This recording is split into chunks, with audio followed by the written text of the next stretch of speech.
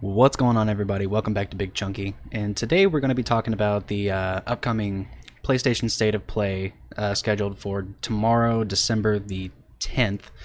And let's just go ahead and talk about some of the things that may be coming in this next PlayStation State of Play. I keep wanting to call it a Nintendo Direct. I'm so used to doing that. But today we're going to be looking at an article by Push Square. It's a pretty good one. I would say that their predictions are probably, I would say, a little on the safe side, which is totally fine. So let's just go ahead and get it out of the way. The PlayStation State of Play Direct is going to be clocked in at just over 20 minutes, according to the article and according to Sony themselves. So hopefully we're going to get some announcements for games that are coming out early next year, including all the way through until when the PS5 will be releasing. So we can safely assume that the PS5 will be releasing holiday 2020. So apparently there's no games or updates at all about the PS5 that are going to be in this direct, or I'm sorry, State of Play. But I think it's also pretty safe to say that at least one of these games will probably be showcased a whole lot more on the PlayStation 5, especially closer to launch, because I think it'd be pretty much one of those games that you want to play on the PS5 rather than the PS4. I think it'll probably push the PS4 game or PS4 hardware a little too hard. But of course we are hearing all kinds of announcements about, or not announcements, I'm sorry, rumors about Resident Evil 3, that of course it's going to be coming. Resident Evil 2 was such a big success and such a well done game that it really wouldn't make sense for Capcom to skip Resident Evil 3. I am a little surprised that so many rumors are going out right now, because it's only been a year, or not even a year, since Resident Evil 2 came out. So it'd be a little weird to think that they're almost done with the game, unless they were very secretly working a lot on it, I guess maybe if they just shifted the entire team from Resident Evil 2 over to Resident Evil 3, and maybe had a couple of people working in the background. I think I talked about this in a different video, but even then, it still seems like getting all the framework for Resident Evil 3 just done in a year or so, it's pretty impressive. They do have a really, really nice engine that they're working with the RE engine. I'm ecstatic to see what that's going to look like in the next generation of consoles, but I guess we'll have to wait and see for that. But of course, there's a lot of rumors about Resident Evil 3 either being announced here at the State of Play or something being shown off at the Game Awards. I think it'd probably be at the State of Play. Sony seems to grab the marketing pretty consistently for these kind of games, and I think Jeff Keighley probably wants to keep the Game Awards a little bit more family friendly, and Resident Evil is exactly the opposite of that. So maybe it'll show up. I wouldn't be surprised if it did, but it's going to be showing up at least probably right this year. Yeah, I think so. So hopefully Resident Evil 3 comes out, or gets announced at least.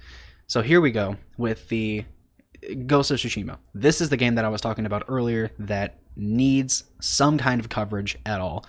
And I think showing off a really, really good bit of the game would be really good for this State of Play. It's one of those games that people have been asking for more information about, and Sony's been radio silent about it. And it's also one of those games that you look at the footage that was released, I guess a year or two ago, when they first showed off this game, you're like, oh my god, this looks like next generation, because like all the leaves that were going around on the ground, just all the foliage, like everything just looked like more than what the base PS4 could really handle realistically. So I think that if they show off something involving Ghost of Tsushima, just give like a big release trailer about it, and maybe talk about like a release window, maybe summer of 2020, because this is a PS4 game, so it will run on a PS4. But I think it would really, really reap the benefits of having the power of the PS5. So I think that this might be one of those games that people wait, like they buy it for the PS4, but then they might wait to play it uh, on the PS5. I remember a couple people did that with Assassin's Creed. What was it? Assassin's Creed, not Odyssey, Origins. Assassin's Creed Origins when the Xbox One X was coming out. So they bought Assassin's Creed Origins and waited to play it until the Xbox One X came out. Just to see how that looked in 4K on a console. So maybe we have another situation like that. Maybe that's what I'll do, because the big rumor about the PS5 is that it's going to be backwards compatible completely with the PS4, and that's the smartest thing that's the smartest thing Sony could really do. So hopefully we get something involving Ghost of Tsushima, and maybe that'll hopefully set us just tide us over until we actually see a lot of information and maybe a release trailer for Ghost of Tsushima. It looks like a really, really awesome game. I can't wait to play it. Now, this is a game that I didn't really know a whole lot about. As you can see, I clicked here just to see if I could see any information about it. I don't know if this is the Dreams that is basically just like a really, really awesome engine for people to build their own game in. I think that's what it is.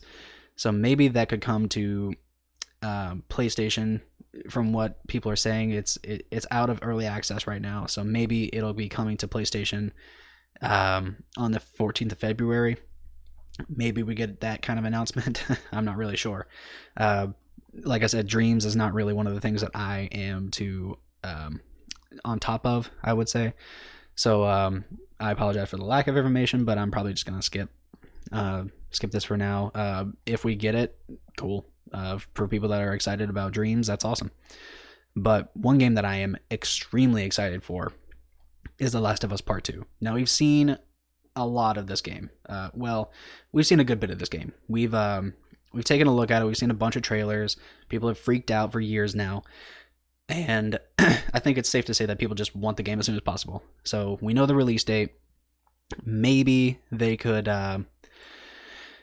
show us another trailer and just get us a little bit more hyped. I don't really know what else they could show us that would really warrant a new trailer. Like we know about everybody that played the last game wants to play this game, of course. Why wouldn't they? So sure, show us more. I'm never gonna say no to seeing more of this game. And I read in a different article that apparently the pushback of this release title, or of this release date for The Last of Us, like a couple weeks after we got the initial release date of, I think it was March of last year to the end of May. I could be getting that wrong, but I think that's what it is. Apparently that pushed the release date of Ghost of Tsushima back.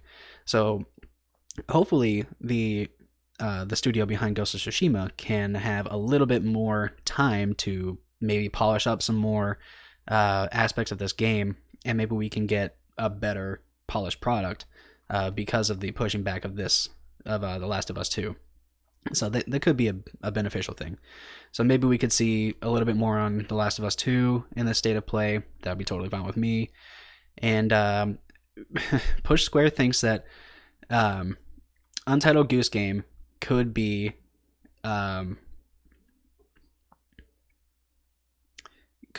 coming in. Maybe it's a shadow drop. Yeah, they're thinking it could be a shadow drop. So apparently there have already been trophies on Sony's servers for Untitled Goose Game. So no, of course I wouldn't be surprised that House would put Untitled Goose Game on as many consoles as they possibly can. Maybe they had some kind of exclusivity deal for the Switch for a few months, and that's what they went with, and it did very well on the Switch. It was at the top of the eShop charts for a long time, even over Zelda Link's Awakening. So it was doing very well, and it's always good to see indie games like this really get the shine or the spotlight that they deserve. So I'm happy for it. I'm not going to buy it again on the PS4. I bought it on the Switch. So for all the people that don't have a Switch and they have a PS4 and they want this kind of indie game, that's great for them. So the last thing that they are expecting to see, Push Square is expecting to see in the state of play, is Iron Man VR. Now, we haven't really seen hardly anything about Iron Man VR, but the state of play is focusing on games that are going to be releasing next year because it's December. There's not really any time to announce a game and get everybody prepared, get all the marketing prepared for a game that's going to be releasing in the next 2 or 3 weeks. So next year we could be seeing Iron Man VR if they don't want to wait for the PS5 with whatever iteration of PSVR. I guess the PSVR 2 that would be coming later on. Maybe, I don't know about with launch of the PS5, but at some point on the PS5 it could be coming out. So maybe they're waiting for that, maybe a more powerful PSVR headset or whatever the case may be. But I believe it is confirmed that the original PSVR will just straight up work with the PS5. So maybe they could just be developing this game for the PS5 hardware in mind, and it could be like a VR launch title for it. Or, excuse me, they could be just developing this straight up for the PS4, and that's where we're going to see it. But time will tell with this game. I'm not... I'm a little torn in this game because... well, first of all, I don't have VR yet. I do really want to get a VR headset. I've never tried VR, even in like a mall kiosk or whatever.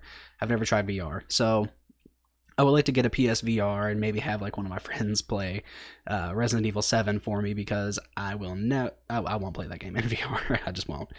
But yeah, maybe we can see something about this Iron Man VR game. I'm a little weary of it because Square Enix's Avengers game doesn't really interest me all that much because it's a live service, and I just don't know. The gameplay didn't really grab me whenever they showed it off at I think that was E3. It just didn't grab me. I don't know about it, but this is a different developer. This is basically a wholly different platform with VR. So who knows if this is actually going to be like a full-blown real deal game, VR game, like we've seen with a couple of the PSVR games, or if this is just going to be like kind of like a not necessarily a tech demo, but a very close to being a tech demo, but they call it a game, much like what the Wolfenstein VR thing was that everybody hated. Maybe, I hope it doesn't turn out like that, and I hope it's an actual game, but I don't really know a whole lot about it. So maybe we can see that. I don't know. And maybe it'll win me over. Who knows? But I think that's going to do it for today. I just wanted to go over this Push Square article about what we could be seeing for Sony's State of Play coming out tomorrow, December 10th. And let me know what you guys think down in the comment section down below. Do you think that any of these games are just outright not going to be there? Do you think that Push Square might be missing something specific and obvious maybe? I'd be totally fine if this is what we saw in the PSV or in the State of Play. I definitely want to see more Resident Evil 3 or Resident Evil 3 at all. I want to see more Ghost of Tsushima. That game looks phenomenal to me. And Last of Us 2 is one of the games that I just cannot wait for. So, yeah, let me know what you guys would like to see down in the comment section down below. And leave the video a like if you liked it and dislike it if you didn't. And I'll see you in the next one.